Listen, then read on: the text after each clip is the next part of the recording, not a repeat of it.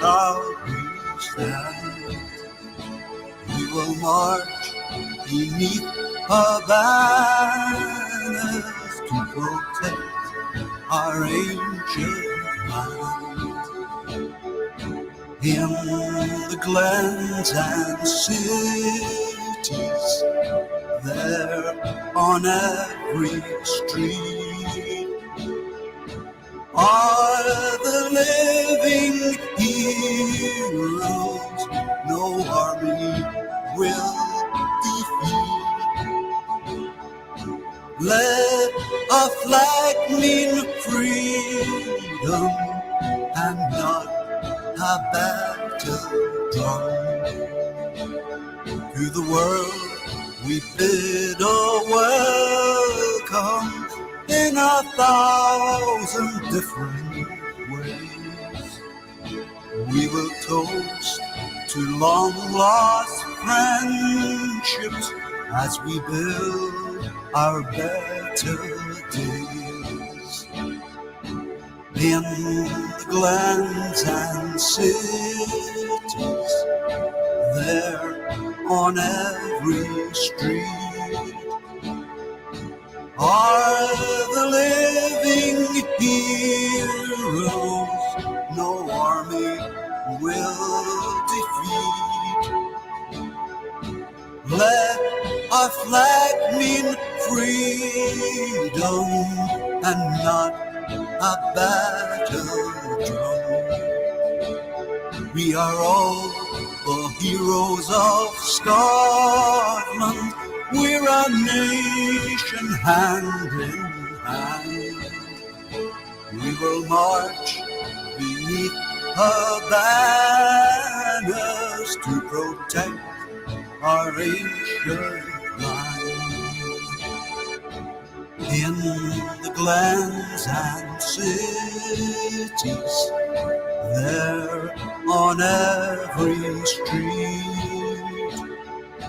are the living heroes no army will defeat. Let our flag mean freedom and not a battle drum.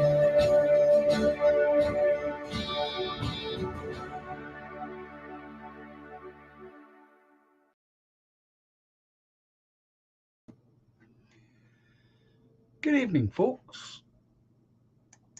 Nice to be with you again. It's been a while, I know. But still, we are here. How long I can last, I don't know. We'll soon find out.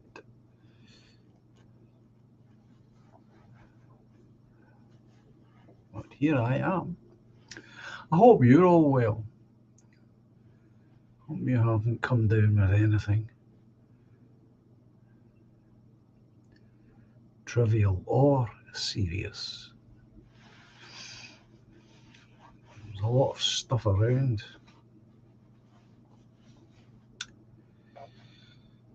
But never mind.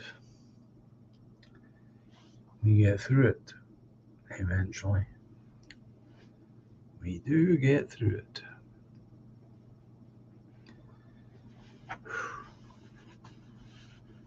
So obviously, being under the weather, I haven't been doing very much.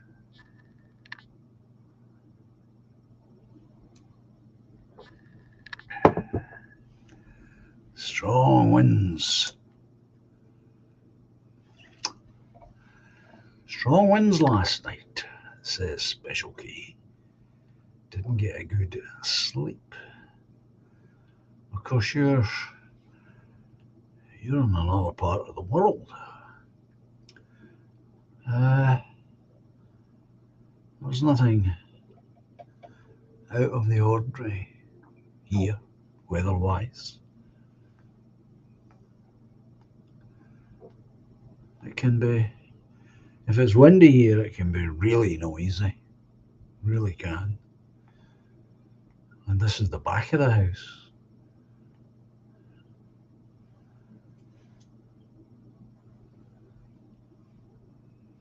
It's one of these houses that, if it's windy at all, there's just no escape from the noise of it.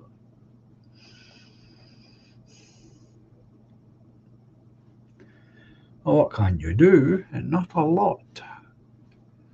Learn to live with it. Most of the time, it doesn't really affect me. I can usually sleep through it. Most of the time.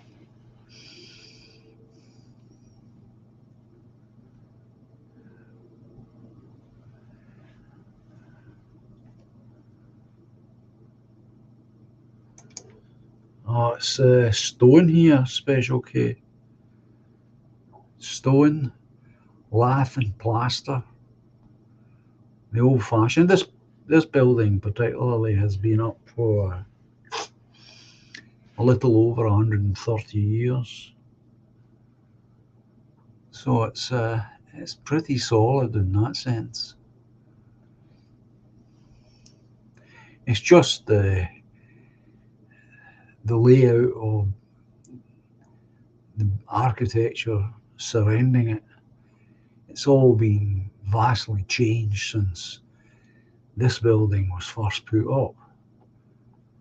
This building that I live in was originally for janitors for a primary school which was next door, and there were two janitors, and therefore it's a two-story house. Had that architecture still been in place, I'm sure things would be very different. But unfortunately, over the 130 odd years, the only thing that remains is this house. The school has long since gone, and other buildings have been put up. And that has changed how the weather affects the building, of course.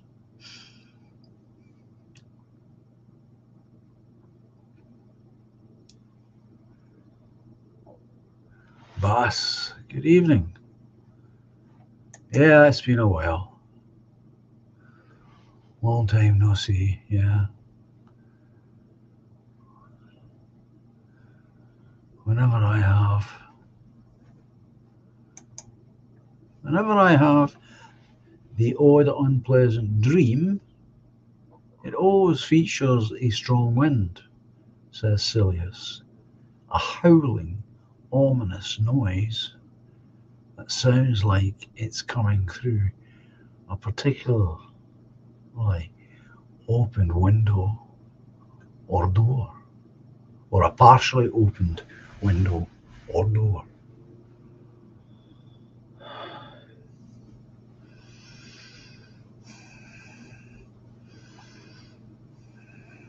It's interesting.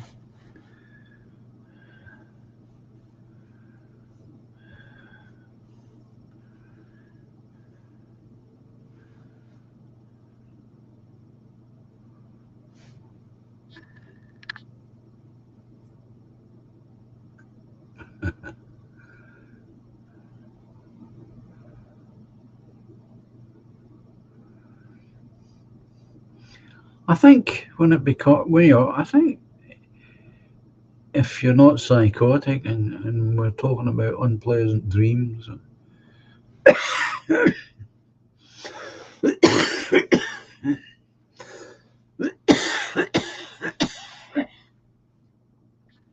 are common elements,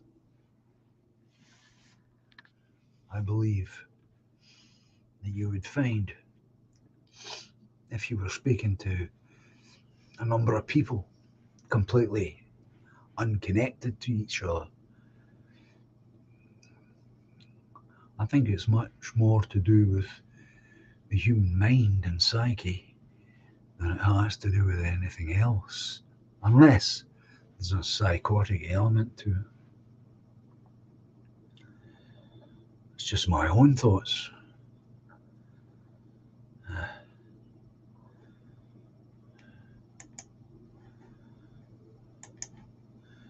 Rory, good evening, Rory. Then I'll huff and puff and I'll blow your house down, said the wolf to the three little pigs. Which one survived? The one in the house made from stone, of course.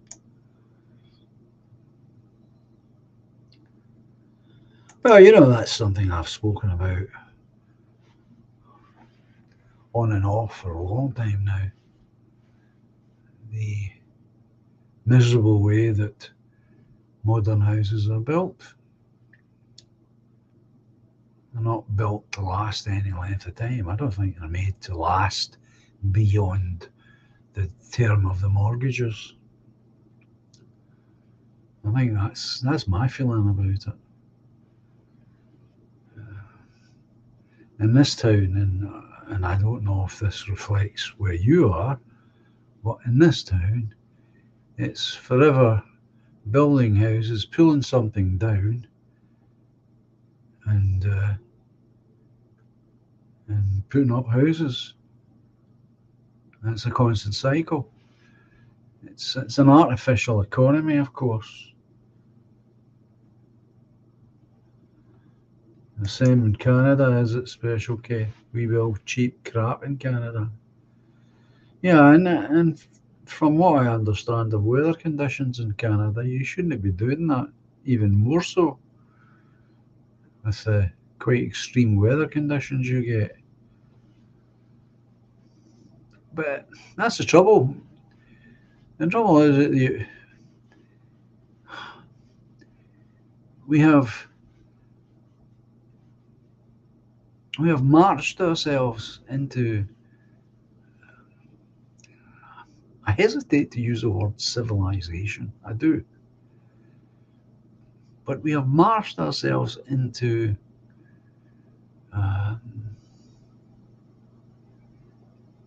living in a way that is dictated by all the wrong influences.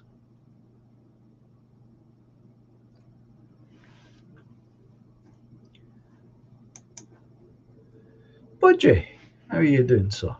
I woke from a dream yesterday with the words St. Claude in my head. I looked it up online, and it's a place in France.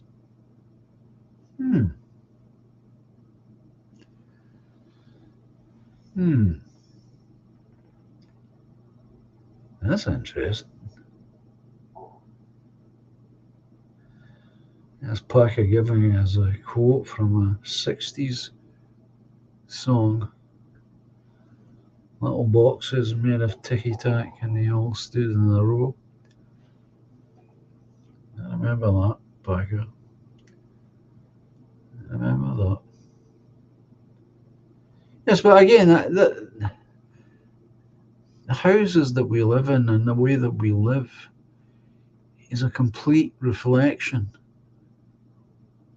on the people that we allow to rule over us. Little boxes on the hillside, little boxes made of ticky-tack, little boxes on the hillside, little boxes all the same. There's a green one, and a pink one, and a blue one, and a yellow one.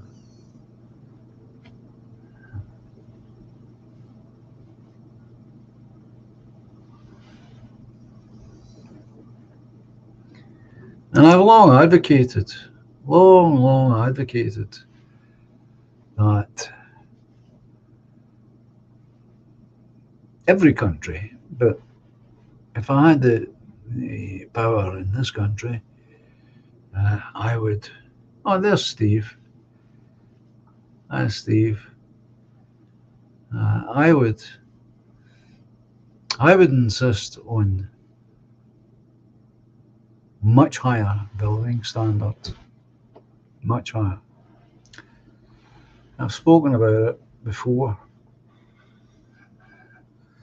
Thank you, Steve. So see, I don't know how long it'll last, but we'll see. We'll see how long it'll last.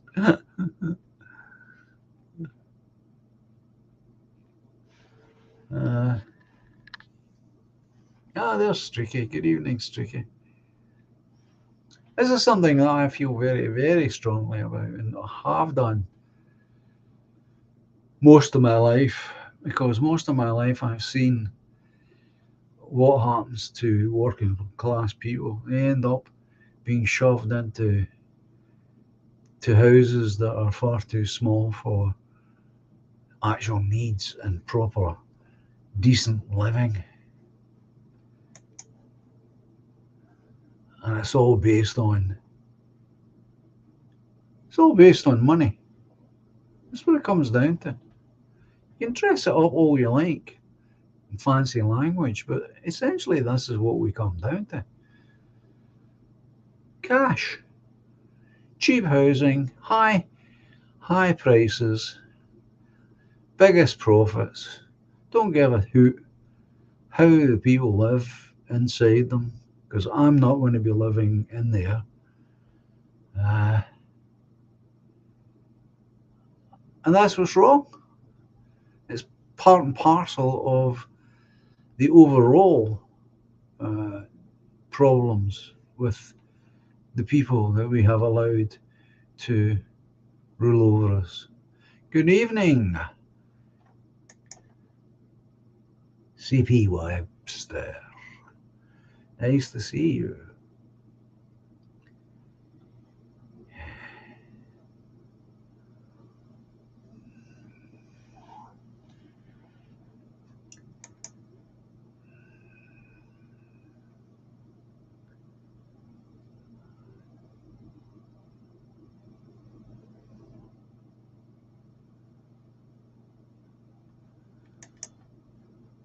Well, obviously, I have no personal experience of Canadian housing. I would honestly say that about 29% or 20% of the houses here are well built. Anything from large developers and government housing is crap.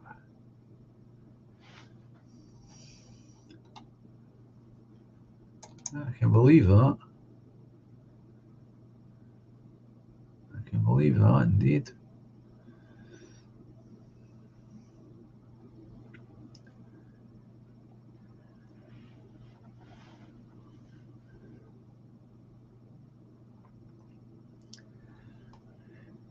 The song was a way ahead of its time, Parker, when you think on it. When you think of the lyrics. Yes, I finally got it from William today, Steve. The film is called End of Days.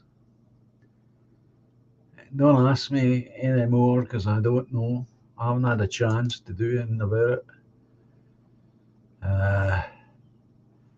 It's called End of Days.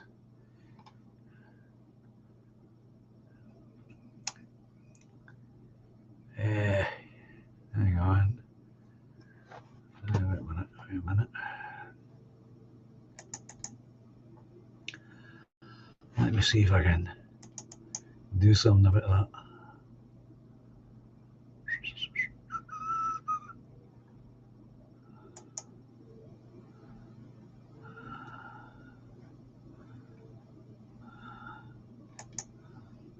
that.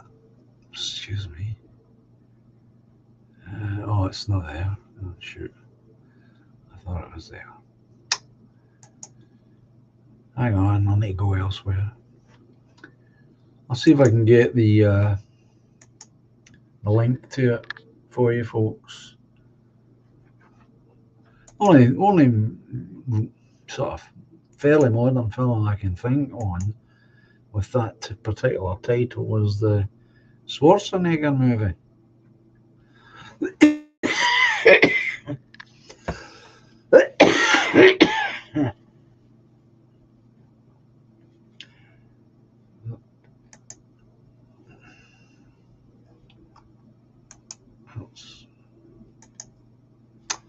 It's not what I'm meant to do.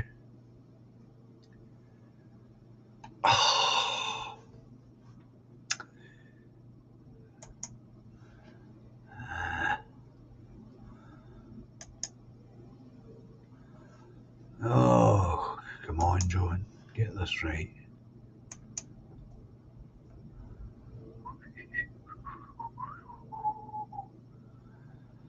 Ah, dear.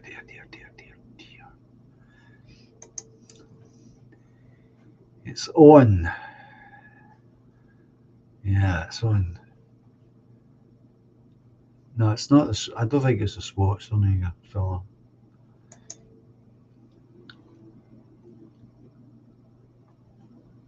No, or is it?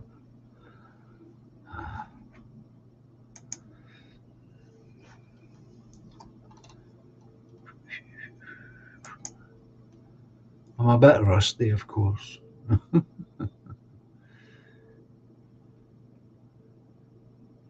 Yep, it's a Schwarzenegger movie.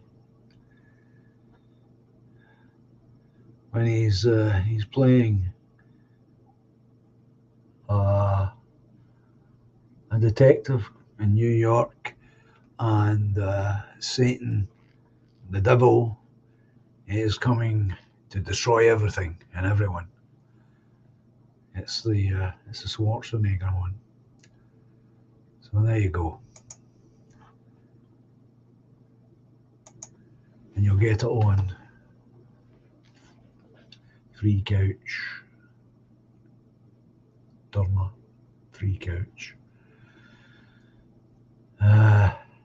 But it only came in today. So, oh, there's Toffee. Toffee is with us.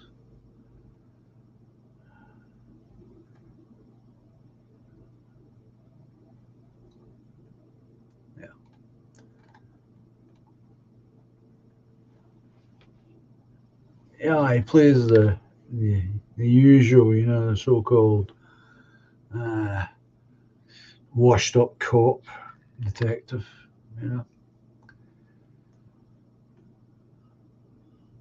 And it's what's his name? A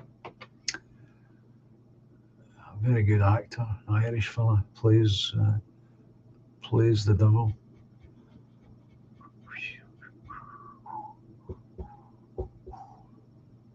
Oh, what's his name? Can't remember now. So, cheers.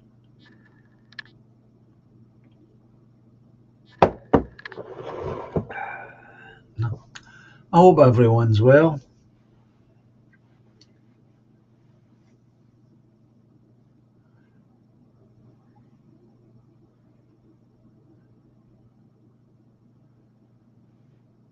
Oh, don't worry about that. CP, don't worry about that. I haven't been here. I'm poorly myself.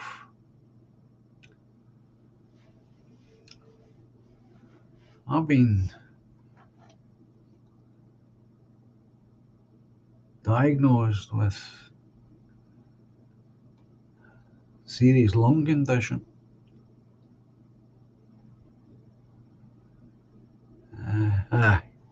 That's that Gabriel Byrne. Thanks, Exiled. I like him. You don't see very much of him, of course, but I quite like him as an actor. Yeah, I've seen it. I've seen this movie. I'll watch it again. It's the usual Hollywood trying to cash in on the millennium, the the idea that all these computer clocks, these internal computer clocks would turn over into 00000, and somehow this would be a calamity.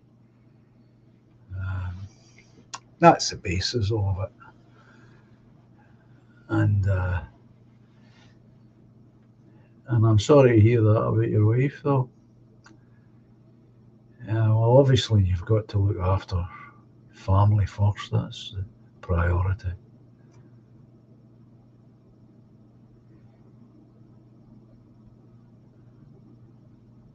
No, it's Gabriel. That's his name, Gabriel Byrne, or Gabriel something or other. Yeah, Gabriel Byrne. That's it, Toffee. He plays the devil.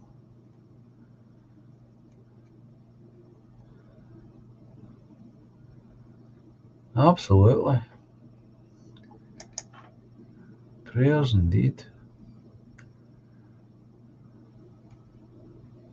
Prayers indeed.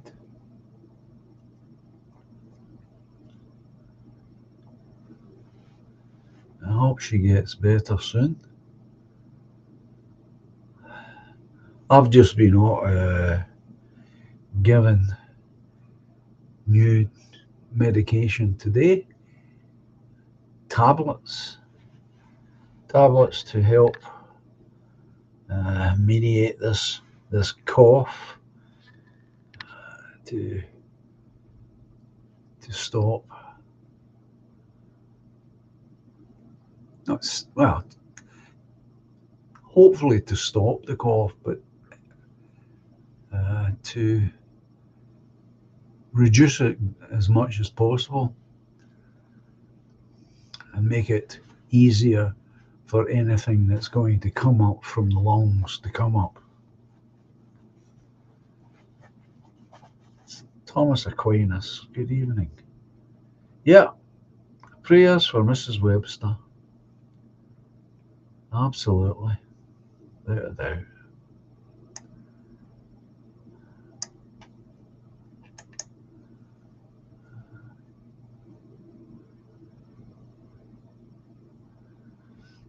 As I say, I quite like this fella, Gabriel Byrne.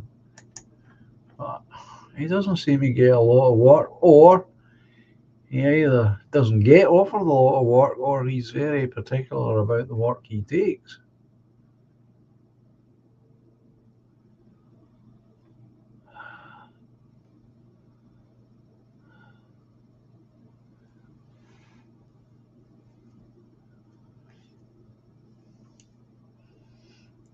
Ah, that's for sure. Life has an uncanny way of biting you on the arse. That's for sure. I can't think of the movie you're trying to recall, Toffee. Mafia movie with him in it. I can't think of any. I've always been impressed. Miller's Crossing. Yeah, it could be that. Yep. I've seen that. That's a good film too. If that's what you're thinking about, Toffee.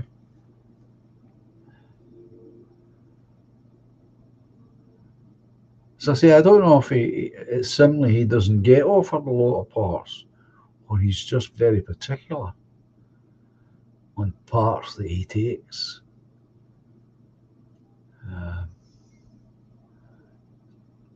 Difficult to know.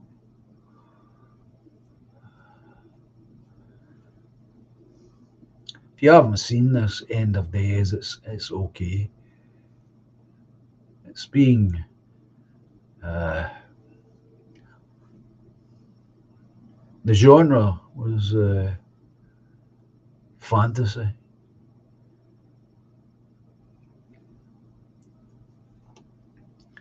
So this is what William has chosen. Plenty of special effects, of course.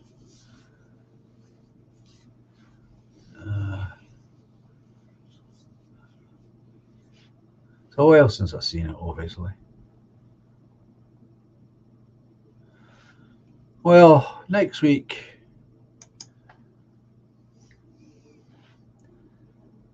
I'm going for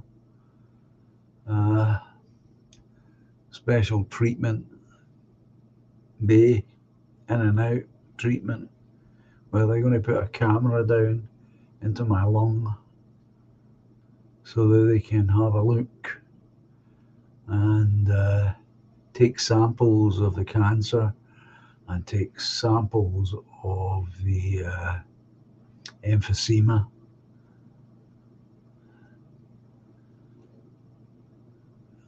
And once they've got those cells identified to their satisfaction, then they'll be in a position, hopefully, to offer a treatment or not, as the case may be. I don't know. I'm not pessimistic, to be honest, folks. I'm not pessimistic.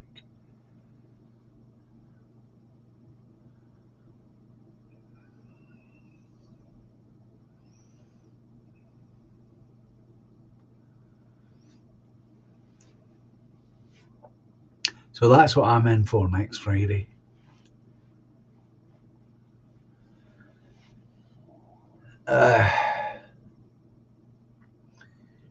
But in the meantime, they have given me these tablets to help reduce the coughing. But this is my first day and I've only had one, so who knows how it's going to be for me.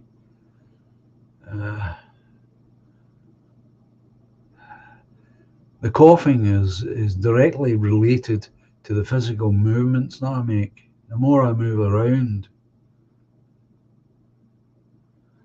well, I'm sorry, Exile, that I will stop, but I know there are other people who are interested to know this stuff.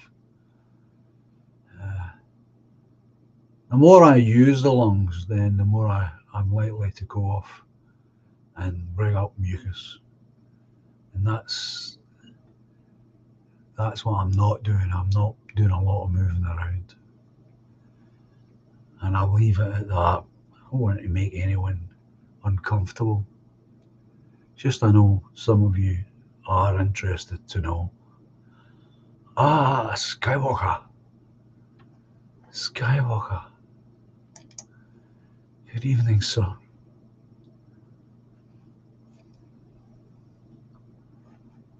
Good evening.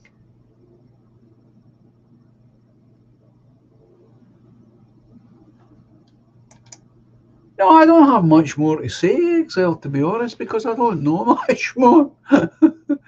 I'm sort of telling you what I know, and at this point in time, I don't know a lot. Neither do the doctors. That's why I'm going for this procedure, so that they can send this material off to the lab and find out more about it. And what do you call it? Finding some kind of a treatment or otherwise. It's that simple. I really don't know any more than that. I'm just giving you my experience of this condition so far, and that's my experience. The more I move around physically, the more I cough and splutter, and it can get quite bad. So what I've learned is to restrict movement and try and keep shallow breathing. That definitely reduces it. That's it. And I hope these tablets help. My good lady Laura's on these tablets for similar reasons than myself, and she tells me that it's helped her. So I'm hopeful that they'll be able to help me. And as I say, that's all I'm doing is I'm keeping all of you informed, the people who want to know these things. And I know there are other people who don't want to know these things, not because they're not interested, that's just the way they're made, and I get that. Yeah, well, the signs are exiled. Well, I've seen my own x-rays, put it that way, and this lung is just not working the way it should. Okay? And it's filled with fluid, so it's kind of swishing around here, this fluid. Signs are the coughing and the bringing up of mucus, and in worst cases, bringing up the blood. Now, I haven't been doing that for weeks now, which is a good sign. I haven't been bringing it up.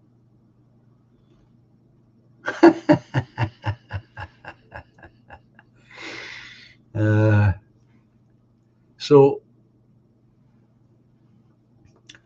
that's as much as I know about signs of emphysema. I think that is a science.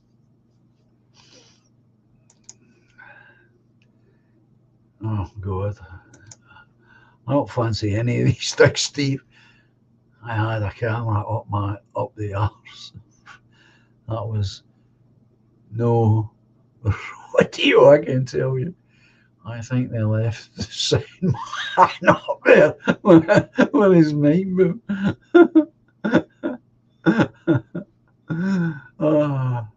Just as well we can laugh at John's lungs have a Scouse accent.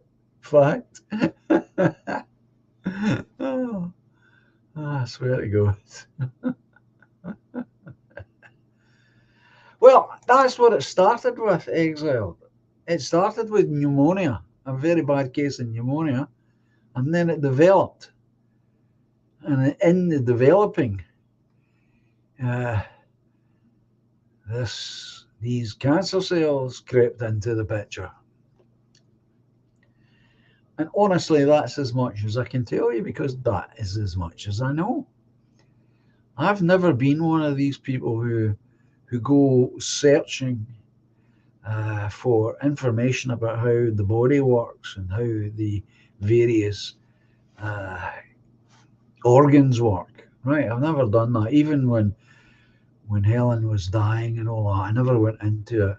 I got professional advice and I asked questions of professional people, and that's where I left it. And I'll do the same now that it's me. But you're right, that's where it started, pneumonia. And the cough that it started with, as far as I can trace back, goes back to the beginning of this year, January.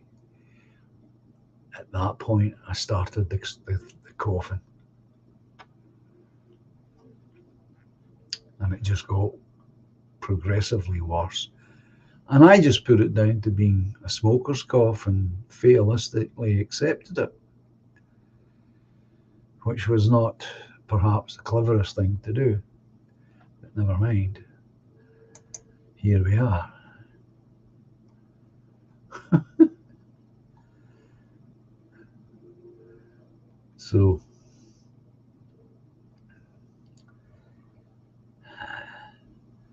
So you're right in Exiled, in the sense that's where it started, pneumonia, and then developed. And this is what they tell me now.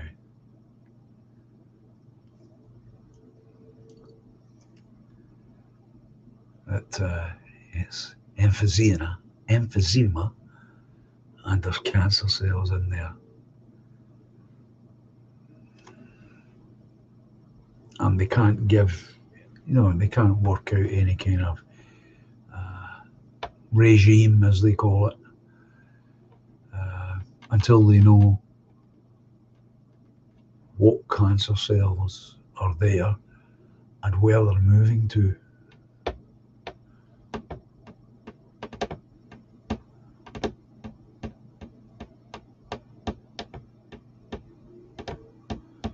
Well, I'm hoping that doesn't happen. But I'm going to make sure that it doesn't happen, Rory. I certainly don't want to be looking in there. I've seen the X-ray. No, it was a scan.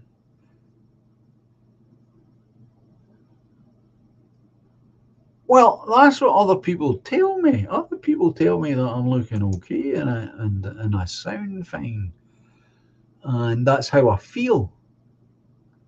I really do. I'm not putting on any act. I'm not pretending. Uh,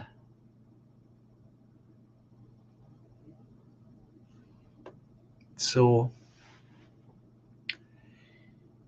if I'm looking better and I'm sounding better, then that is the state of my health at this moment. So there is an improvement. And the other thing that I've got to constantly do, and I've always been bad for this, I've got to make sure that I'm eating food regularly to keep my strength up.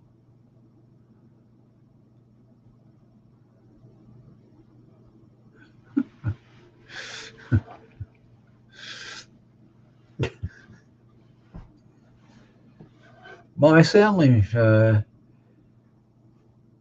a lot better. There's no doubt about that. The thing I don't have is I don't have much energy. So I'm not able to do very much, in the sense of if I go and do the dishes, for example, if I go and wash the dishes, I've got to sit down, take a break, catch my breath before I can think about getting up and drying those dishes and putting them away.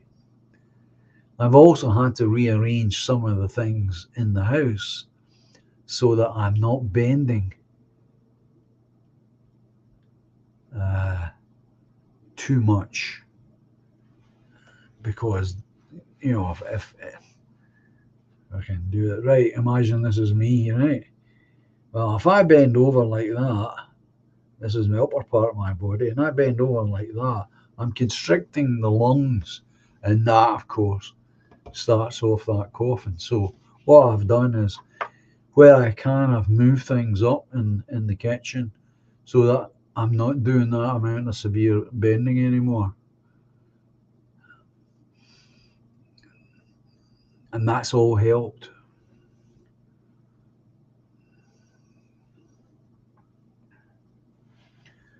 Oh, God.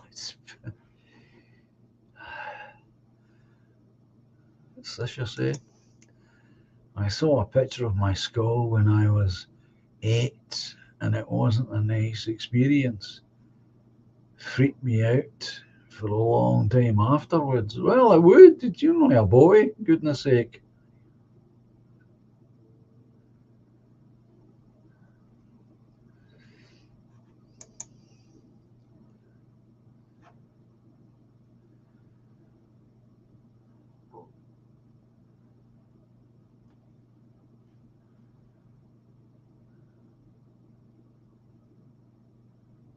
I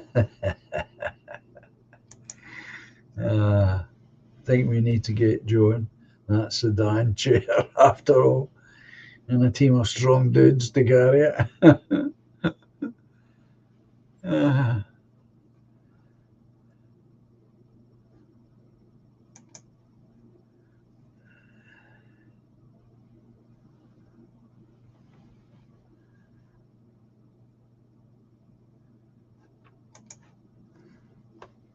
Skywalker,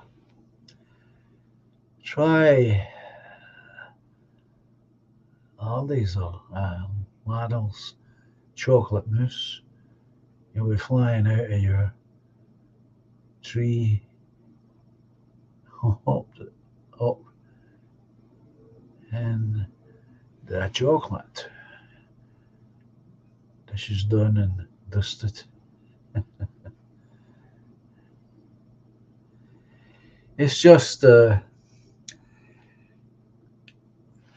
All of these things come with other problems, as you all know, and you've all experienced them. So I'm not going to say anything that you have not heard before. And one of the main things is, as you get older, you find that your taste changes, right?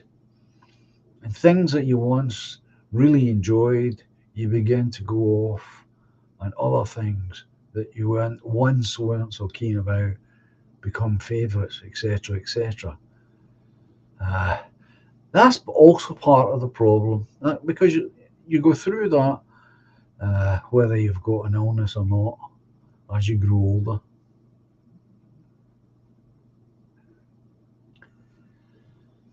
Uh,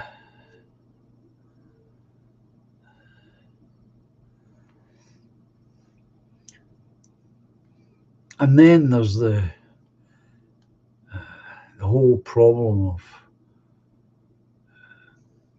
the availability of particular foods.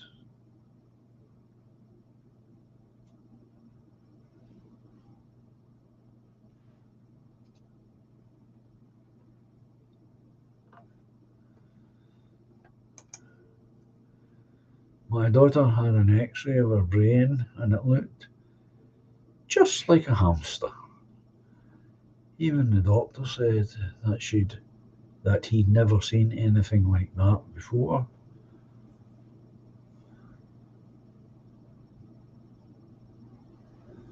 Well, how did he know it looked like a hamster? That's what he was doing when he was training. X-raying hamsters was practice.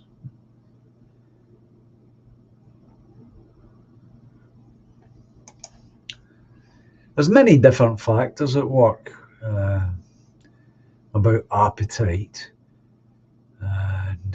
and you're all familiar with them. When you're unemployed, as I am, as some of you are, then you're not taking the same amount of physical exercise every day. That reduces your appetite, reduces your intake. Things like that you've got to work at. If it comes naturally to you.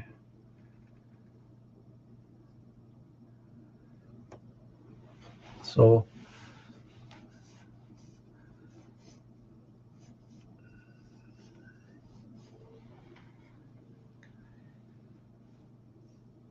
many different factors, and I'm not going to make too much of it because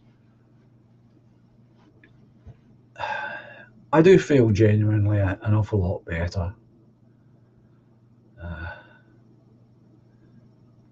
And that is that's similarly, you get those antibiotics when I needed them.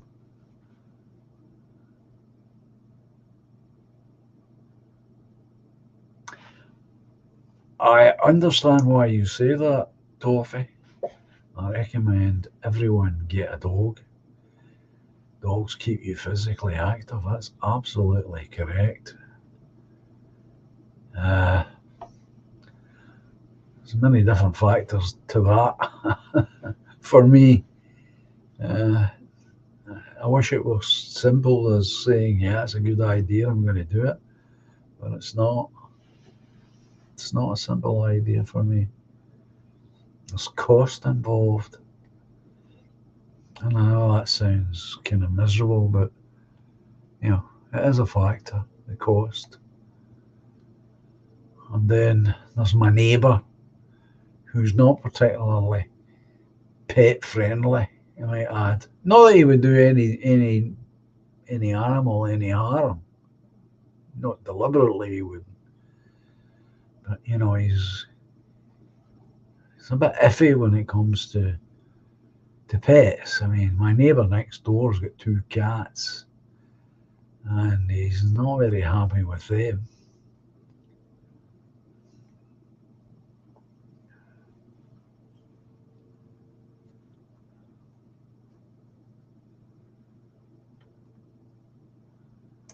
But You are correct, of course, Toffee. If it were that simple. To be honest with you, I would rather, if I was going to have a pet again, I would. My heart is always, with cats. I mean, I just love cats. But I know what you're saying with the dog. The dog makes you go for walks and all that. And in that sense, you're absolutely correct what you say. Um, so yeah, but as I say, my neighbour's not all that great about either cats or dogs. It's one of the drawbacks about sharing.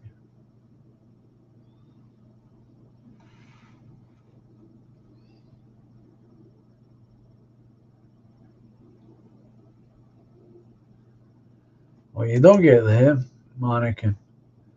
You don't get them, Skywalker. You gotta be you gotta be terminal before you get those drinks. I absolutely love them. I used to have access when Laura's sister and her brother-in-law. That's a simpler way to put it.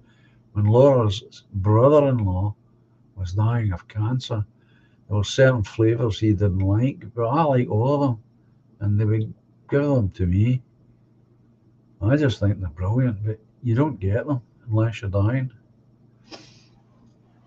I know that. I asked for them before. I've asked for them. Not since this illness, but in the past when I was feeling a bit wabbit, I asked could I get them. But no, they won't give you them.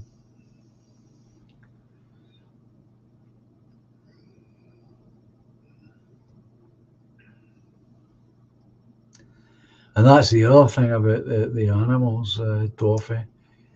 Um, when I was there at the hospital last week, um, they were asking me, did I have any pets in the house because of the throat thing, like birds, like budgerigards, just as well. Nelson's not here anymore. Uh, Parrots and the like. And I dare say it would apply to short hair cats, perhaps even long hair variety, and possibly dogs because of the hair.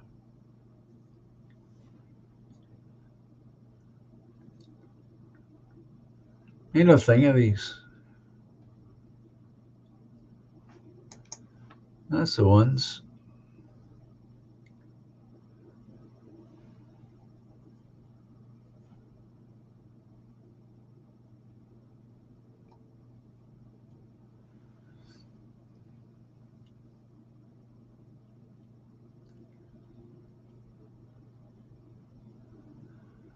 Good God. I read in the papers that a husky has just killed a baby, says Edmund 184. More to that than meets the eye, don't you think? Oh, there's more to that than meets the eye.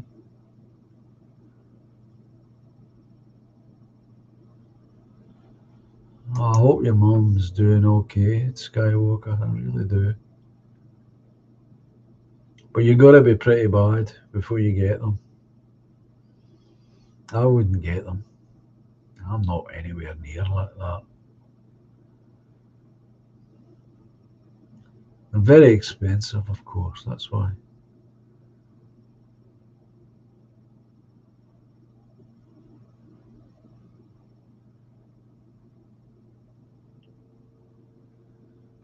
I like dogs and cats.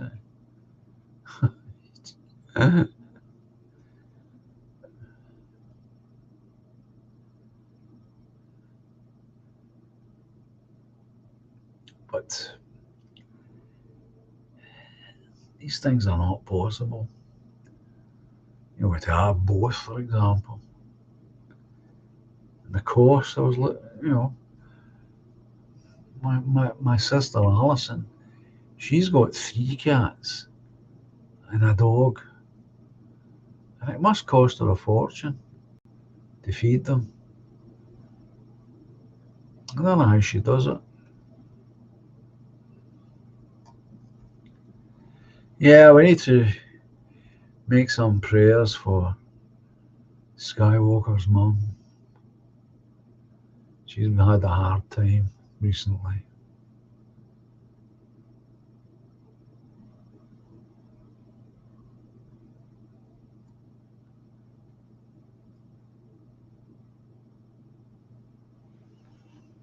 Oh, there's Lord England.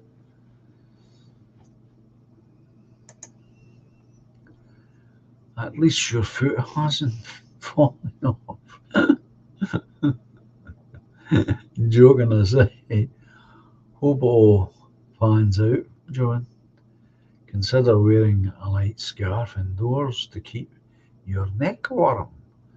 Well, that's a good idea. Yeah, I could do that. Yep,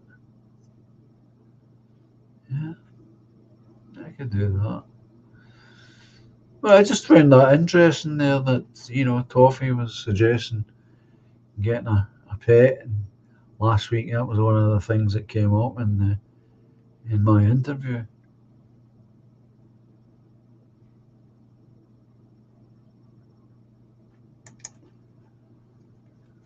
Toffee is also telling us certain dogs are potentially dangerous, and he's saying it's including his staff's. That's just an unfortunate fact. The problem is always on the human end of the lead, though. Right.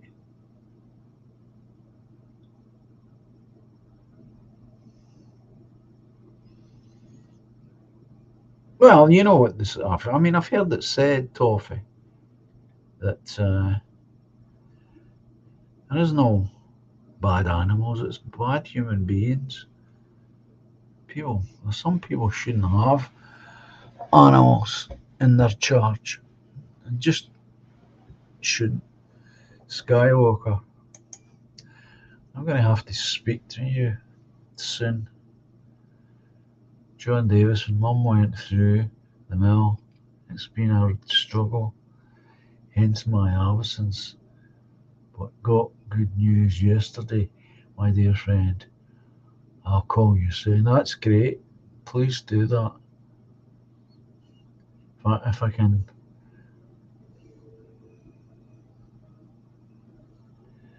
Well, this is what I think.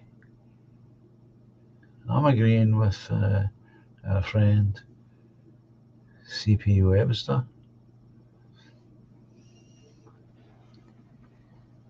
It's not animals that are bad, it's people.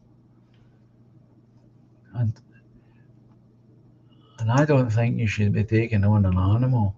I mean, I would be uncomfortable about taking on a dog. Let me be honest about this. I have a pit bull cat.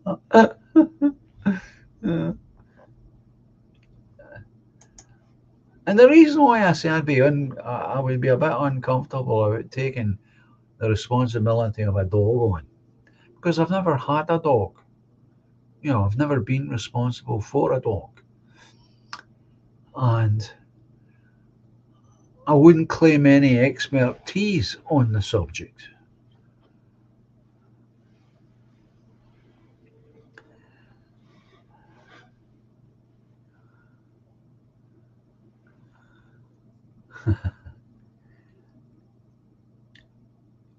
And therefore, if I was taking on a dog, I would want everything to be right.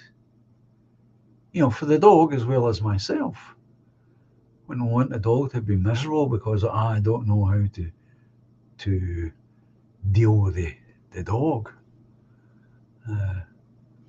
through lack of experience.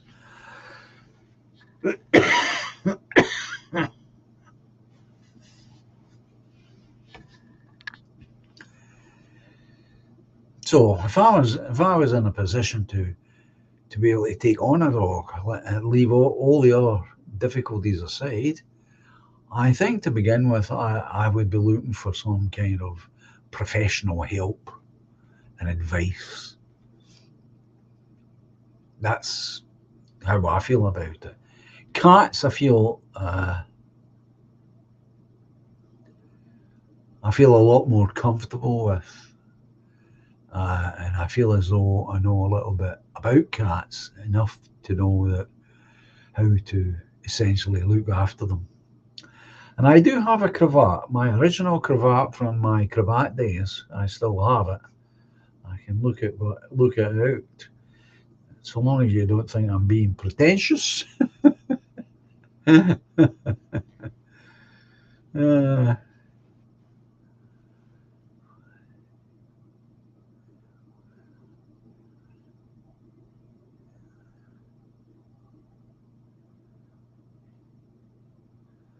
well, that's a good point, Edmund. I don't have answers there, but obviously you're asking the right person. Why do dogs bark at people? Why do they go mental when the post comes through the letterboxes? Oh, I know all about that. Why don't they learn from experience? Most humans aren't any threat to them. I can't answer any of those questions. I'm sure Toffee has got, if not definitive answers, we'll have definitely lots of ideas about why that happens or why it doesn't happen. I'll try and remember to dig out my cravat.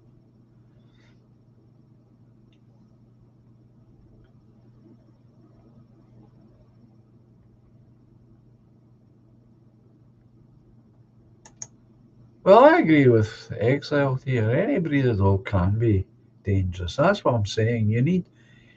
It's not the dog, it's the owner, the person who's supposed to be responsible. Golden Labrador, I mean, not you push any animal, you're cruel to any animal, then they will become aggressive and turn on you.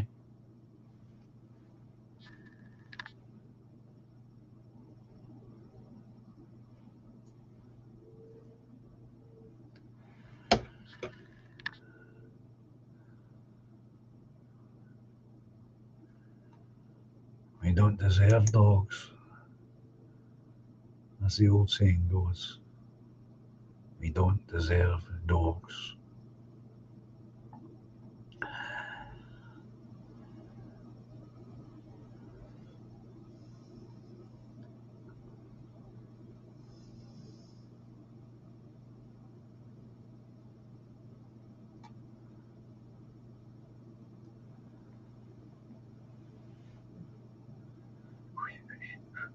Oh God, I've become trailing behind here in the chat.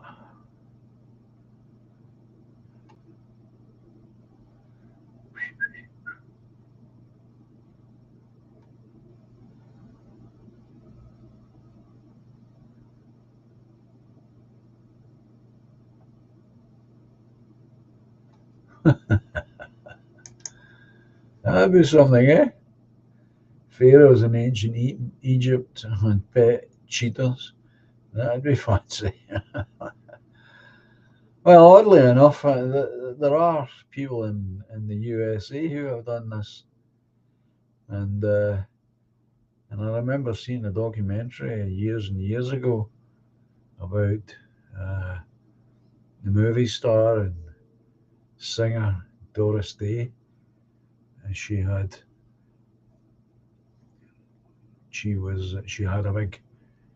a big reserve where she took these animals in and looked after them and tried to get them dealt with in a proper way. It was crazy. People, if you think about it, should you be able to? Should anyone just be able to order up, a couple of baby tigers or a lion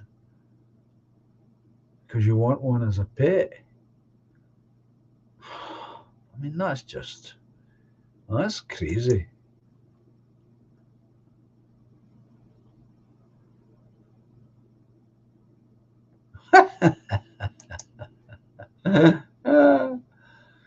Plenty of wild apes roaming freely in this country, says Zigzag, having come ashore in a dinghy. Oh, I like it. Absolutely.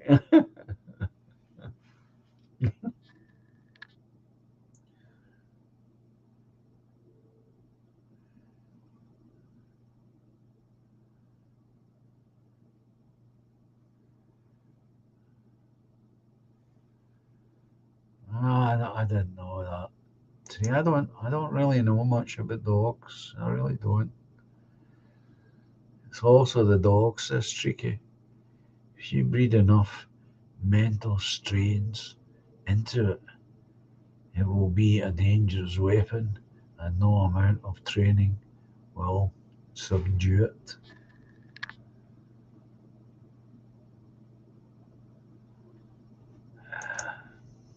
Oh, there's Scott's armour. Well, well, well. Good evening, Scott's armour. Nice to see you here.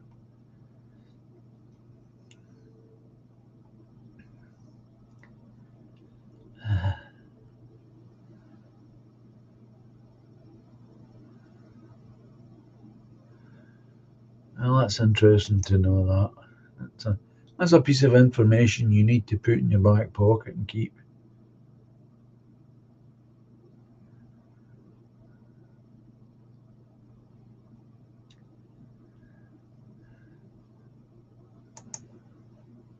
So, and then not bad, yeah, considering.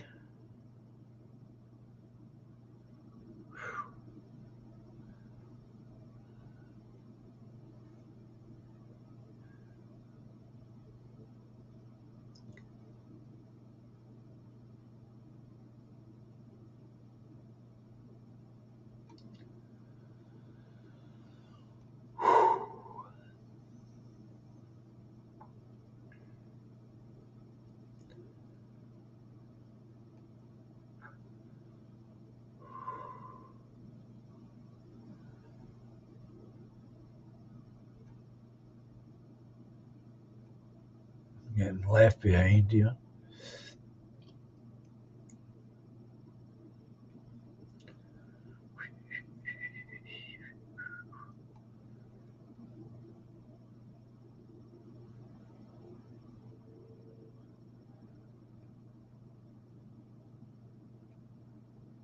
That will be emotional, Steve.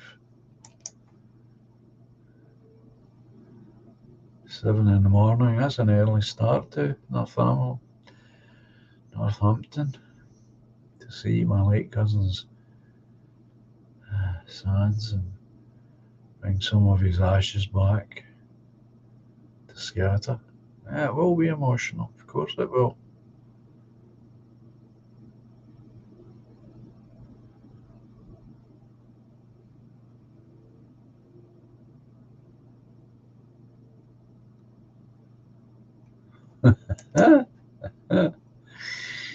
Naturally, if I had one, says Celias, I would have to have a full matching cheetah print tracksuit.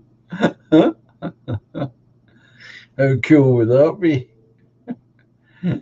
Whilst nipping out to the shop for a loaf and a pint of milk.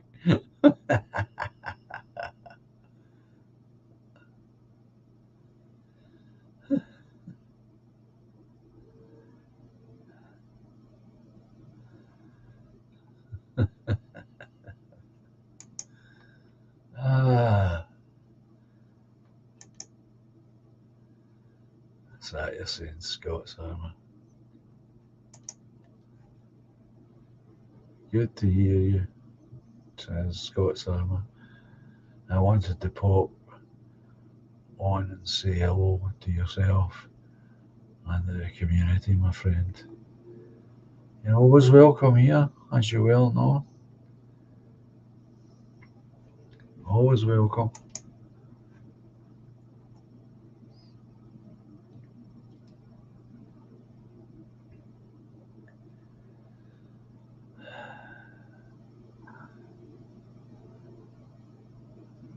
I feel as though that, and I'm not just saying this, I feel as though that each day um, I am getting a little bit stronger physically.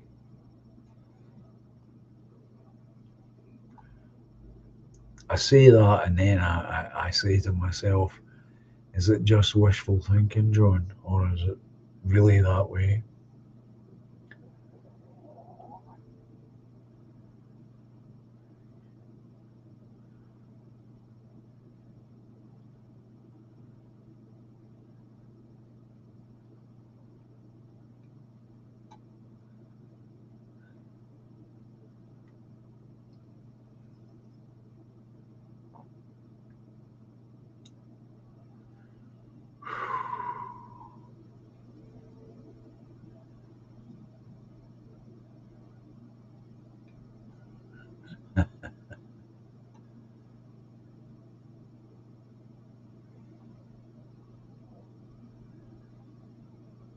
Yeah, I hope everything's well with you, Scott Sammer, your family, and extended people that you care about and who care for you.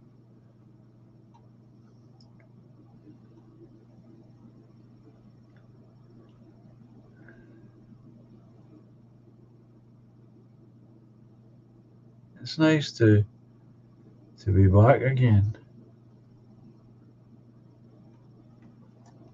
I must say, it's nice to be here, speaking to you all again.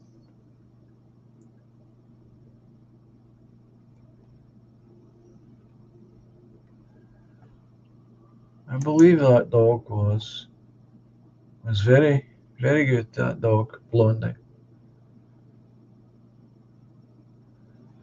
From anything I've ever read or seen about that dog, it would seem to have been high value dog from every point of view.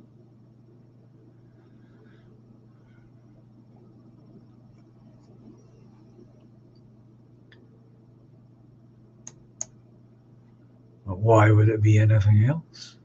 I suppose you could argue.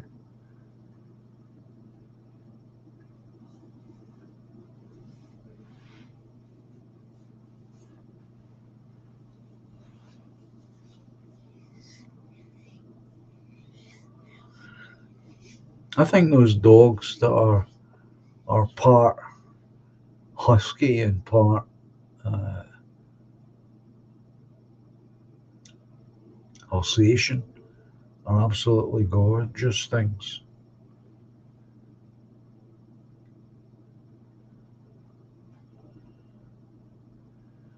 Very true. Very true, Scots. God is our refuge and strength and ever present help in trouble. Absolutely. Psalms 64:1.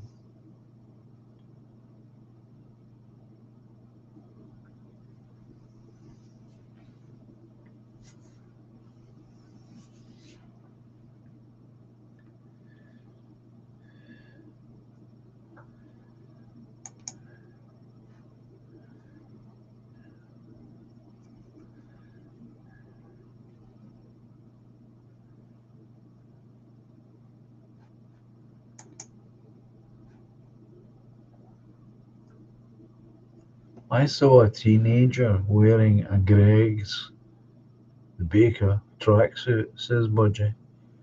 It was a tan colour with Greg's printed all over it. I'm hoping to see this expand.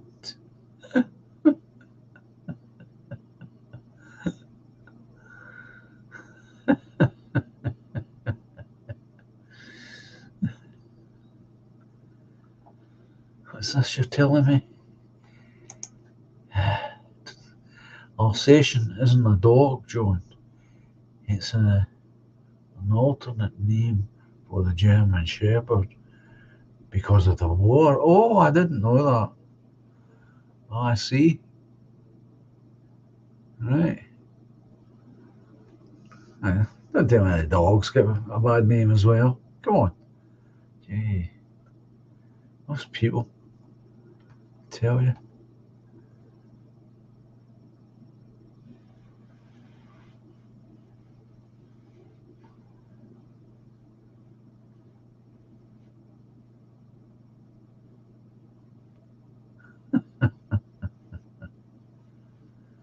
It seems a waste that exiled. I once met an elderly couple that had black, golden, and chocolate Labradors.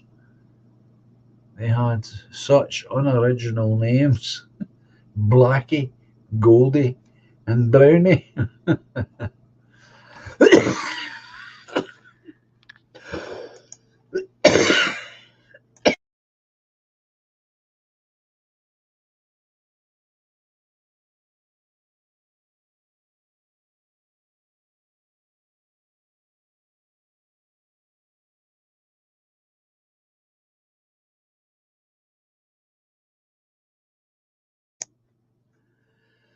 Sorry about that.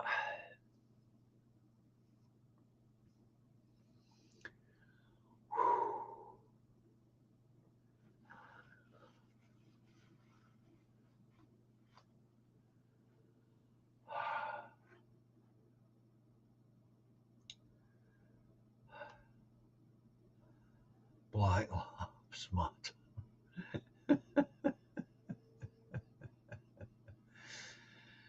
Oh, it's not very pleasant listening to me coughing.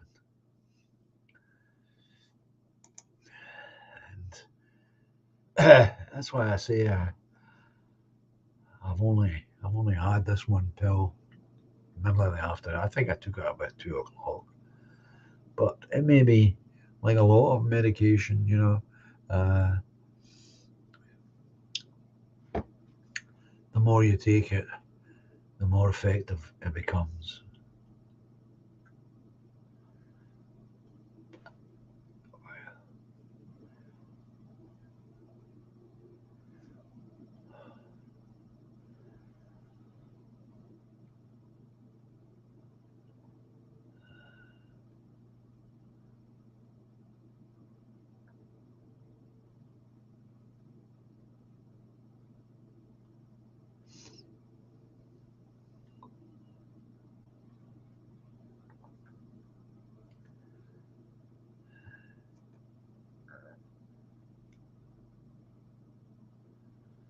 No, I won't.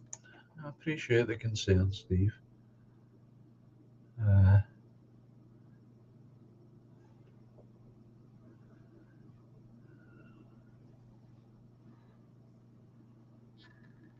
Rottweilers are over 1,000 years old. Good Lord. Wow. That's some history.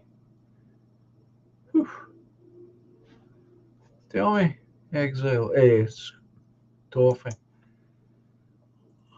That history of 1,000 years, is it confined essentially to the one area?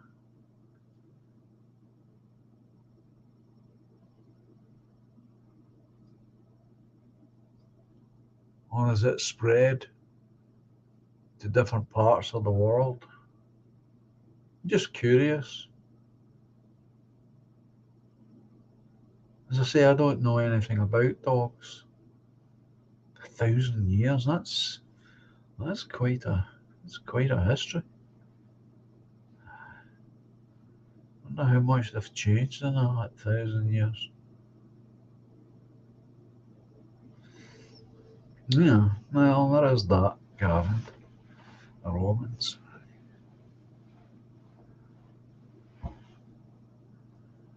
You're guessing, Skywalker.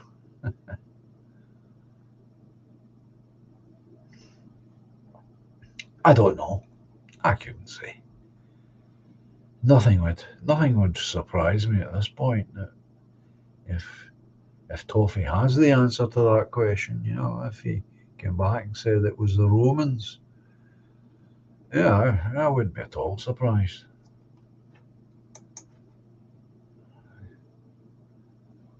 Well, there we go. I'm sure the Romans used them to lead legions in battle. Why wouldn't that surprise me? I bet they look fierce with their spiked collars. You can imagine all dressed up for death. Roman dogs of war, John, says Toffee. They were renamed Rottweiler after the district in Germany long after. I see.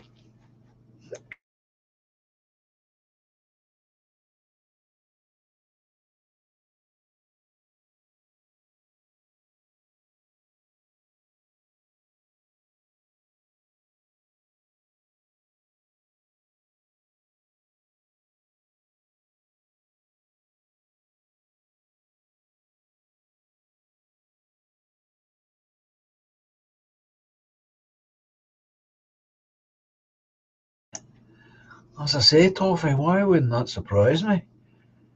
I bet they had them all dressed up to make them look even fierce, more fierce than they can look.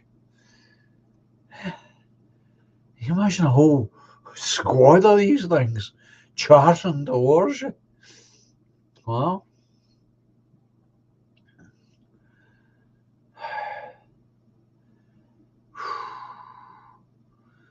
Amazing. I also the Romans done for us. They've done quite a lot. I'm getting an education here.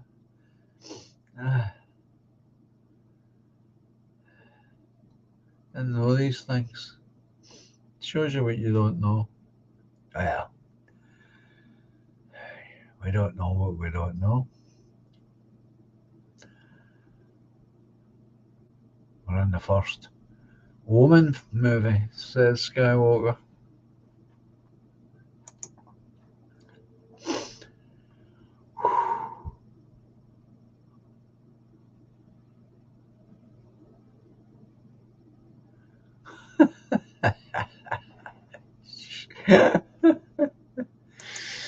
Oh, it's tricky.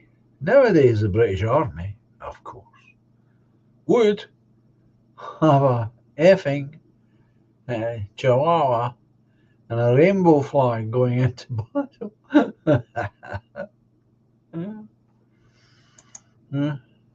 Probably. But who'd be carrying the little doggy here? Who'd be doing that?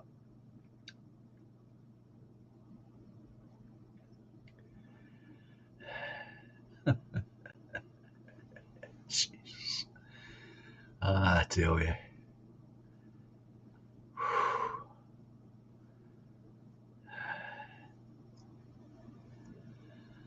That's a great story, that one.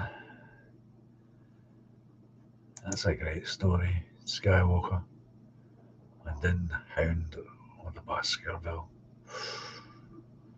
I've always regarded the Hound of the Baskerville as being the definitive ghost story. It's got everything that you would want in a good ghost story is in that. If you are only ever going to read one Conan Doyle novel, that would be the one you should read. The Hound of the Baskervilles.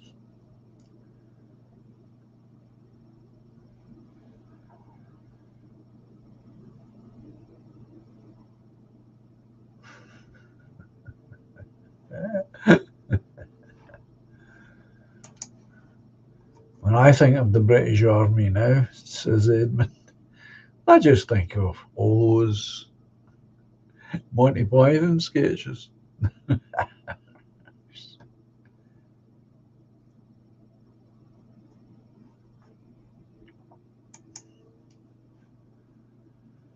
Well, on a slightly more serious note, who gave anybody permission, and we didn't, to set the British Army into war in Ukraine?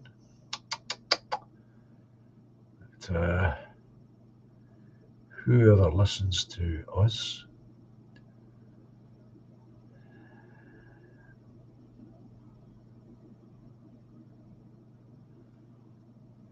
Oh, it's great. I mean, that's just my opinion. Okay, if you're going to watch it, there's a really good version made by Hammer Horrors. Christopher Lee plays Baskerville. Peter Cushing plays Sherlock Holmes. It's really good.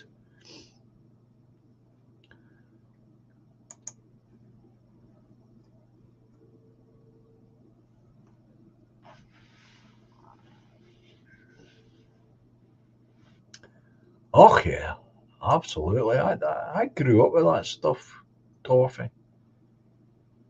Um,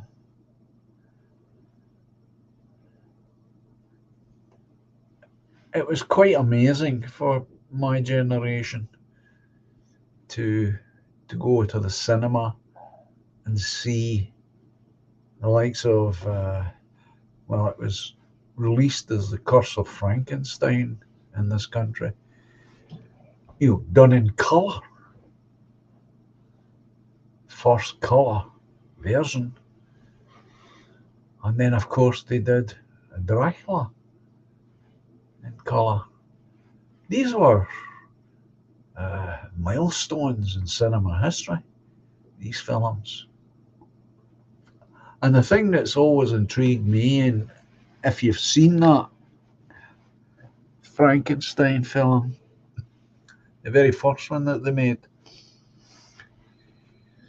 there's something peculiar about it because in the colour processing of the film, something went slightly wrong in the processing, so that when we watch it, it has a slightly bleached out quality to the colour. Now, I don't know if you've ever noticed that. It's only in that one film, right? It's possibly because I've seen it so many times and having some training as a photographer, and I looked into it because it always looked different. Especially when Dracula comes right after it, and you see the saturation and colours between these two, and it was like that. No, I enjoy those early Hammer films. It's sad to say they kind of ran out of steam and ran out of money, like too many things that happen in this country, especially in movie making. They failed to reinvest money, and then it got to the point that they couldn't really afford Christopher Lee. And if you notice that, if you watch the Dracula films in order of when they were made, you will see the quality going down. And where you see it is as each movie comes along, Christopher Lee appears less and less. That's for a starter. The other thing is they begin to cut back on his makeup. To begin with, in that very first one, simply called Dracula, if you look, you will see that they have his nose straightened. Now, Christopher Lee doesn't have a straight nose, but they've got it straightened with simple putty, and he's wearing a beautiful full wig. and it's all very professionally done. As we move along, they begin to drop. The first thing that disappears is the work on Christopher Lee's nose. That stops. You rarely see him wearing the teeth.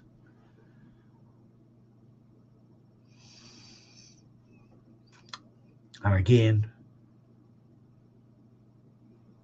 as each film progresses, he's not wearing a full wig anymore. They're only putting side pieces on and front pieces because they're only going to photograph him from the front. And this is all to save money because they can only afford to hire him by the day. And that's part of the problem with those films. But otherwise, I mean, they are good films. I'm not saying that they're, faithful to the original stories, because they're not. But they're okay. They're pretty good. But as I say, later on, it begins to fade and goes past its sell-by date, I'm sorry to say.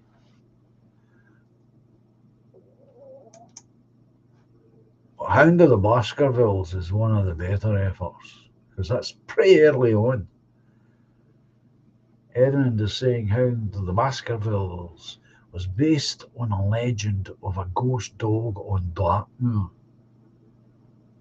Yeah. And it's a really good story. If if you're interested in reading the novel,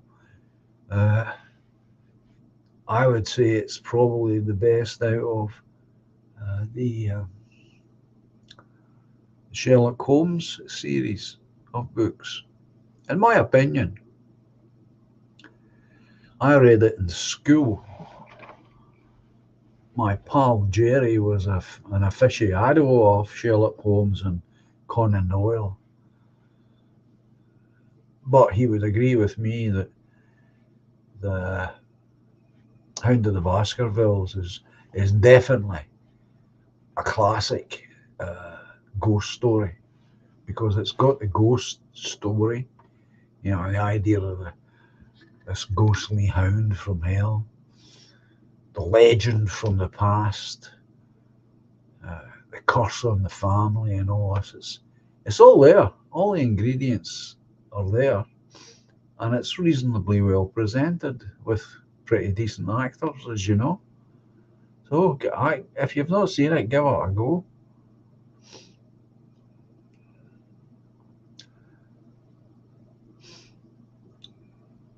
There are other versions, but to me that's as good as any of them. And you're getting Christopher Lee and Peter Cushing at their best. They're still reasonably young.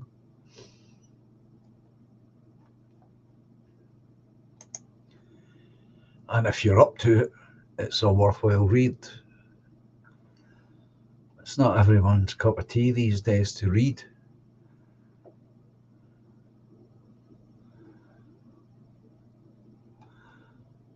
No, I didn't know that either.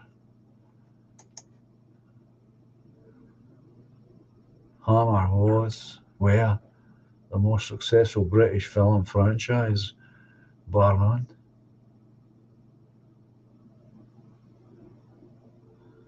Oh, we've got tons of that. Tons of this. That's for sure. Oh, you will enjoy it. I'm sure you'll find it on YouTube. I'm sure you will. I haven't seen that one, Edmund. There are other versions. I'm just telling you the one I've seen, and I've seen it a few times. I certainly don't have it in my video collection.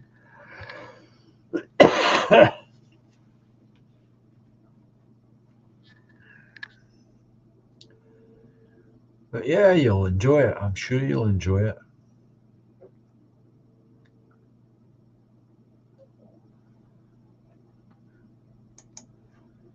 Gosh, Edmund's telling us, I grew up 3 miles from the actual Hammer Horror Studios near Windsor.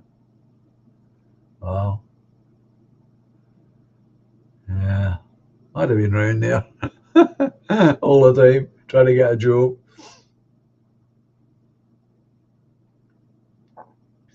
I doubt I've been trying to get a job there. He did indeed. He did indeed, Skywalker. Peter Cushing did get a rose named after his wife. Yeah, he was a breeder of roses.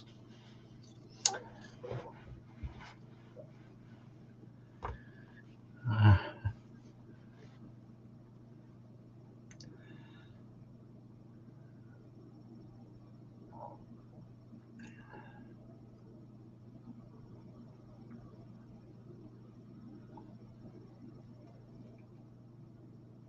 oh, Universal ones you're talking about, Steve. They put them out many a time. My pal and I used to go, Jerry and I used to go. There was a cinema in Glasgow on a Sunday night where they showed these films. We used to go up there on a Sunday. It's great. I loved it.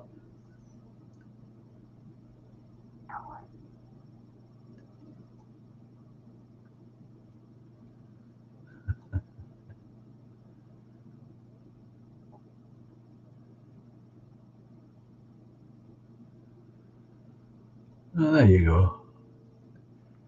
Rory Herbert knows him. Knew Christopher Lee. He doesn't like to talk about it.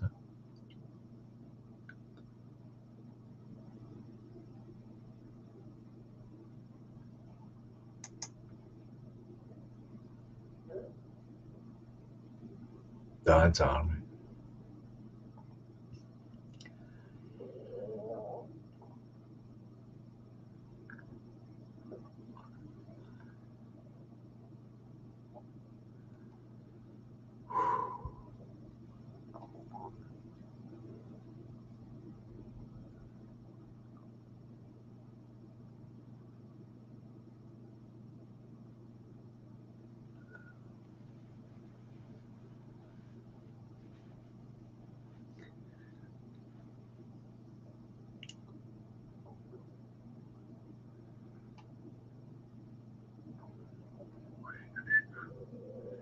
So yeah,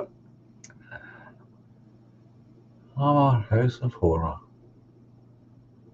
It did a lot of good work.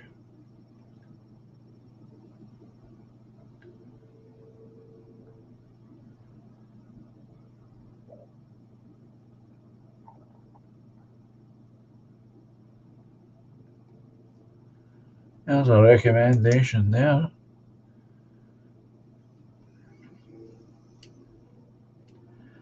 Just watch Chris Lee and Peter Cushing and the Hound of the Baskervilles. Woo!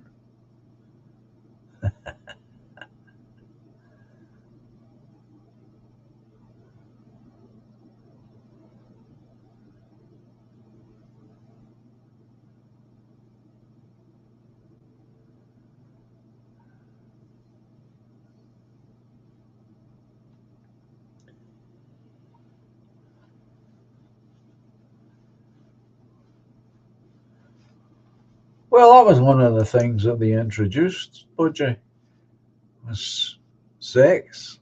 They brought sex into it unashamedly.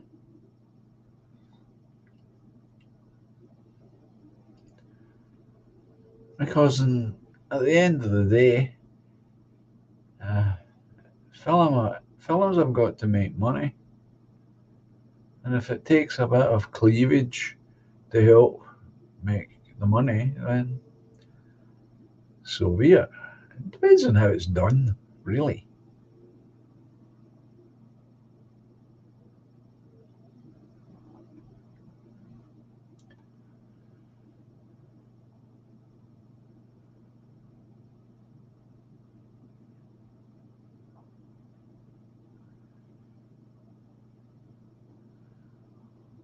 I would imagine. I would imagine it would be checks. How were these actors of the 1950s and 60s paid in an age of no digital banking? Signed checks handed prior to filming. Yeah. Yeah, what you would do is well, one of the things that you could do is you could write the check out for, let's say, half the agreed amount for, say it was for Christopher Lee, you would say, right, we've agreed on such and such a fee, and you will do X amount of days, and what we'll do is I'll write you a check for half the amount, and I can make it for the full amount, and then I can date it forward so that it can't be cashed until that date. There's plenty of that went on. I did that myself.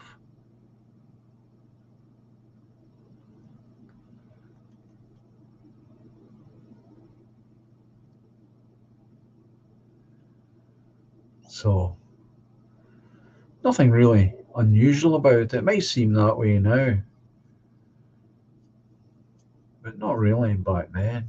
That was done quite a lot. You could write checks and put uh, like date it a month from now and send it to whoever you owed money to, and they would be quite content with that as a payment.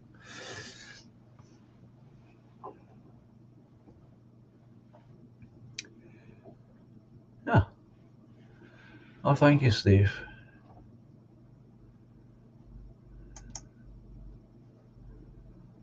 Thank you for that.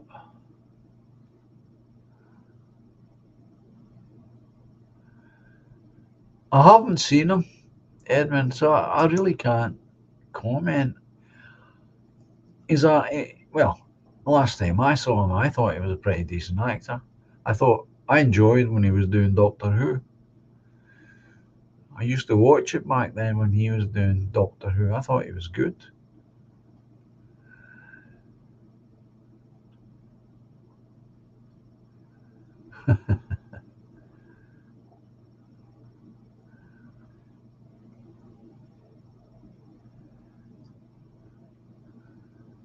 Oh, you tried to get a job there, did you? Says Edmund. Ironically, I tried. I did try for a job there. It is now Oakley Court Hotel.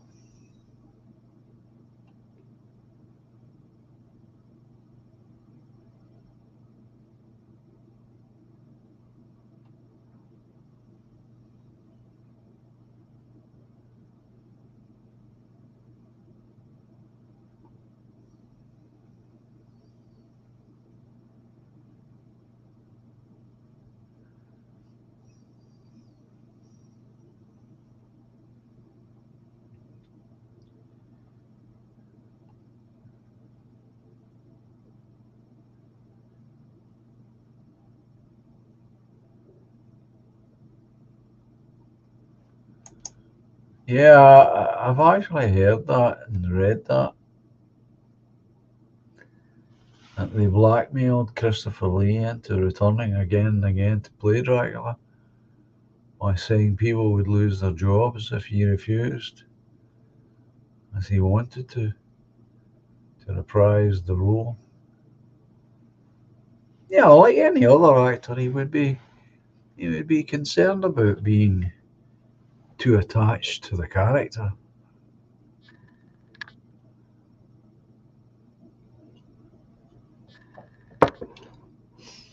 Fortunately, I don't think it happened to him that he was too attached to the character. I think he was all right. He escaped it.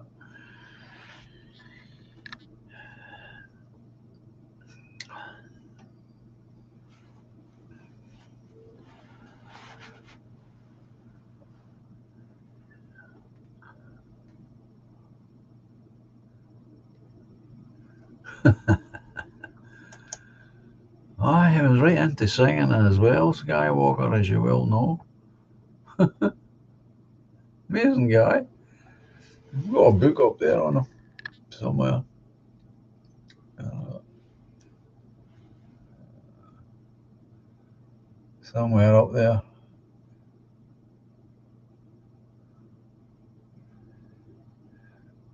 He's one of those men too. He seems to know everyone.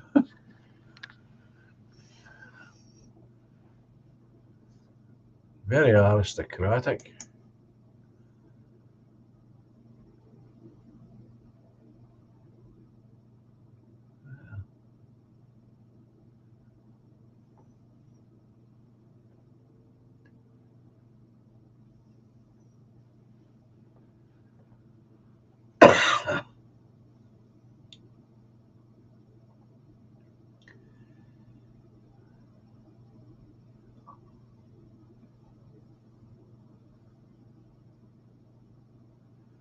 Can't be a heaving clave. Very good, Parker.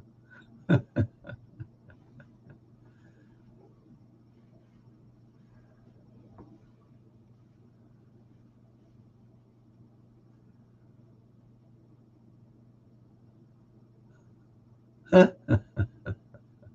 don't know about that. Nothing would surprise me. I swear to God, nothing would surprise me.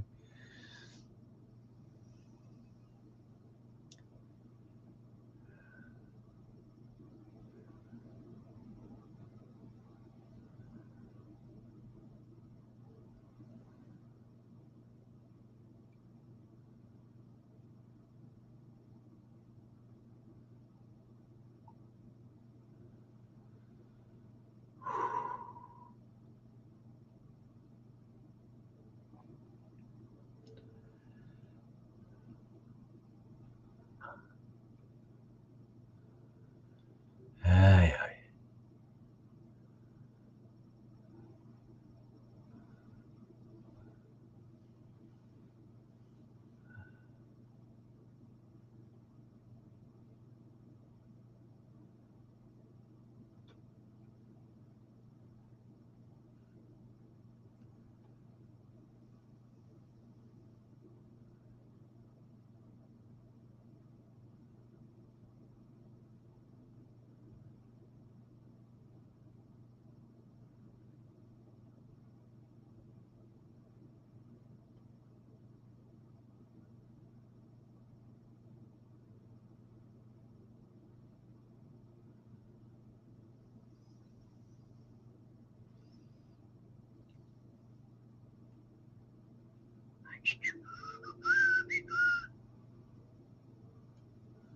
Tic tac.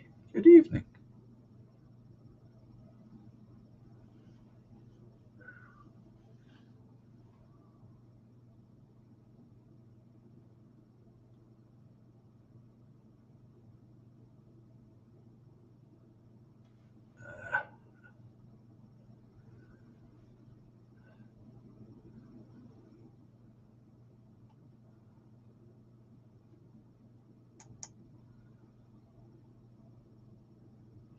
What's the only word in the English language that means its own opposite?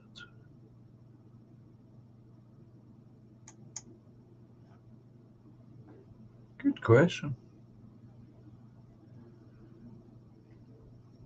Good question indeed.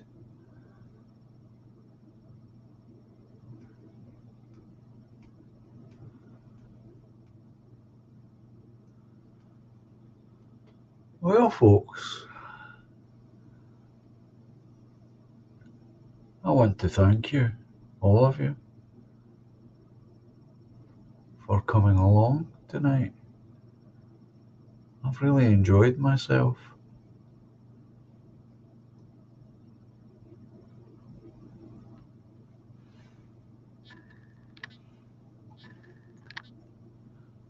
I'm going to bring on, set this up for the outro music. And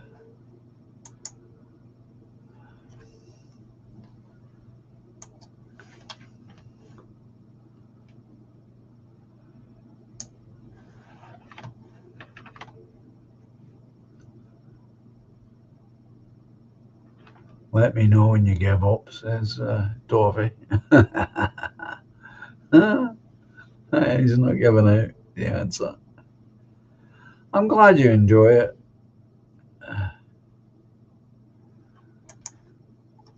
Streaky, have you seen Joe Biden recently? The man is demented. He can't pronounce words. It's criminal. I mean, it's just sheer criminal and cruelty. That man should be in some care place, people looking after him. It's cruelty. That's what it is. It's just cruel.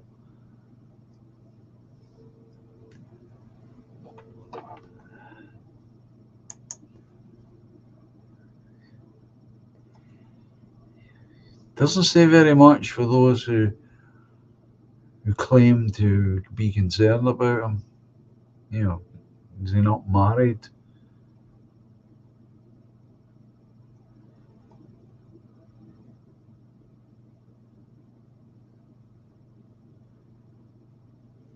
Nice to see you, Robert.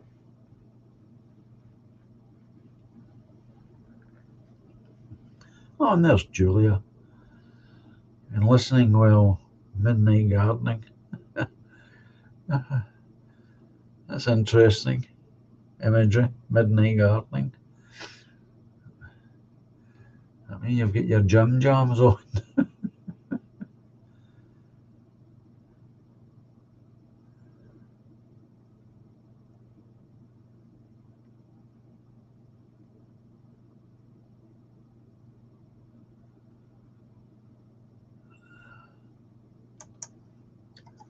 All done because they couldn't bear to have Donald Trump a second time round.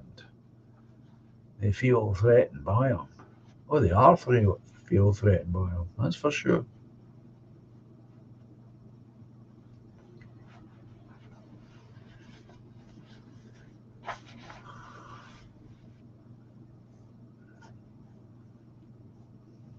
But Biden needs to be in the hands of carers. The whole thing is, to use a word I saw there, yeah, Streaky used it. It's bizarre. The whole thing is bizarre. What's going on in the USA? Just bizarre. Their criminality is so obvious now.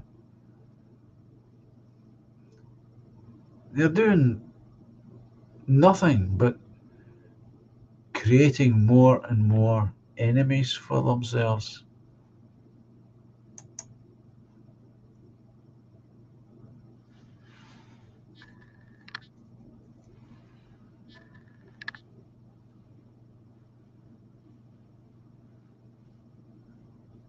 Grieve is the word.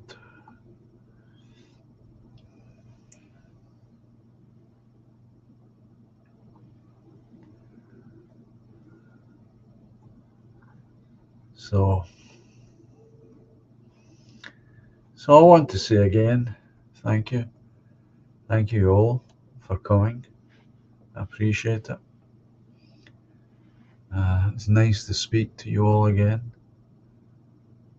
I know there's a few folk missing, but there's good reason for that. And I'm not promising I'll be here on Tuesday. I'll do my best.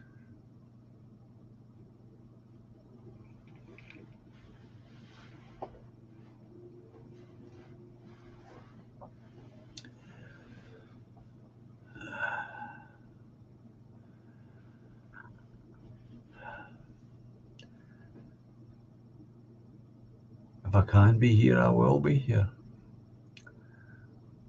And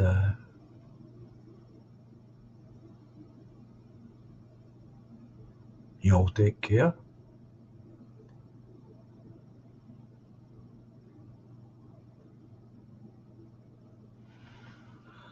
Yeah, that's what it looks like. I mean, that's exactly what it looks like, Streaky.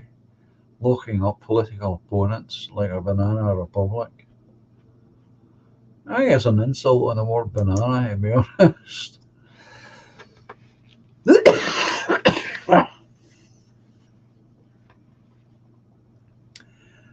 But no, it's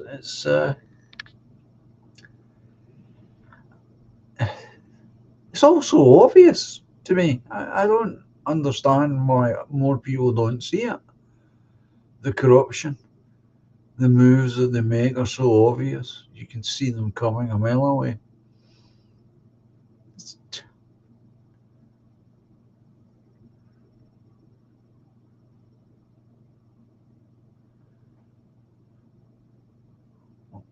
Well, if you're going to phone tomorrow, Skywalker, could you leave it to the afternoon, please, if you don't mind? I want to. I've got ironing to do and I need to get it done.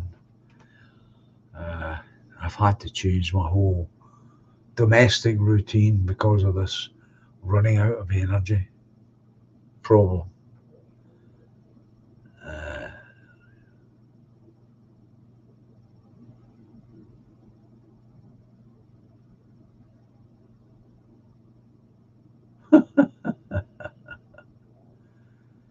Okay, folks. Again, thanks all of you for coming here. Thanks for taking part. And enjoy the rest of your weekend. And I'll speak to you all soon. So you take care. And as I always like to say, adios, au revoir, cheerio. And until next time, bye for now. Enjoy the music.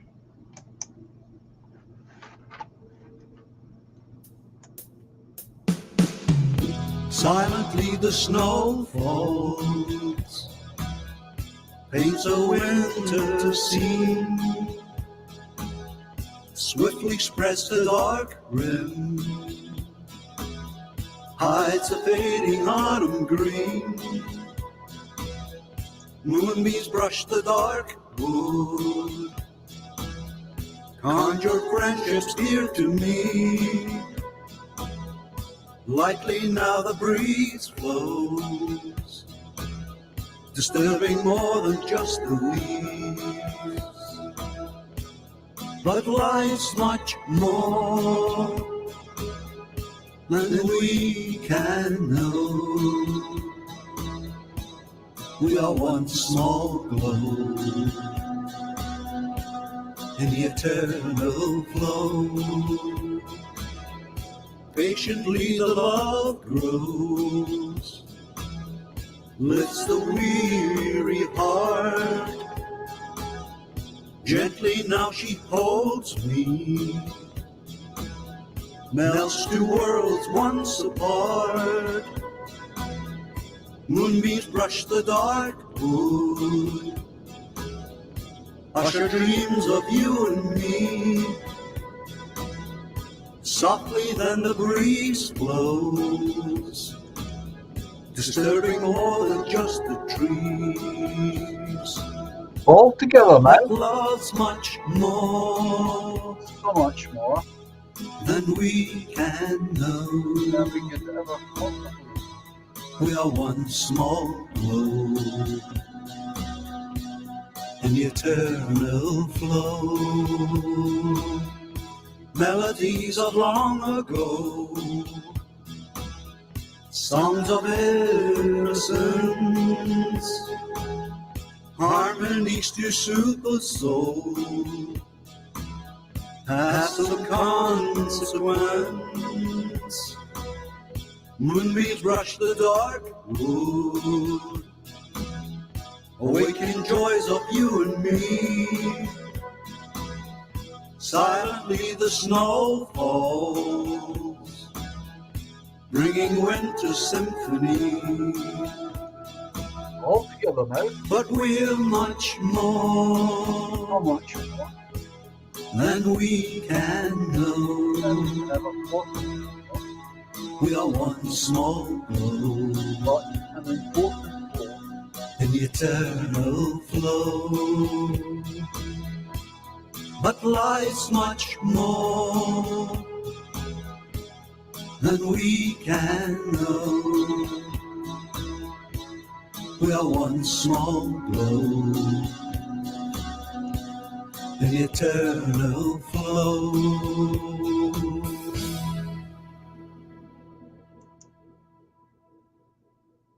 So take care, folks. I'll speak to you soon.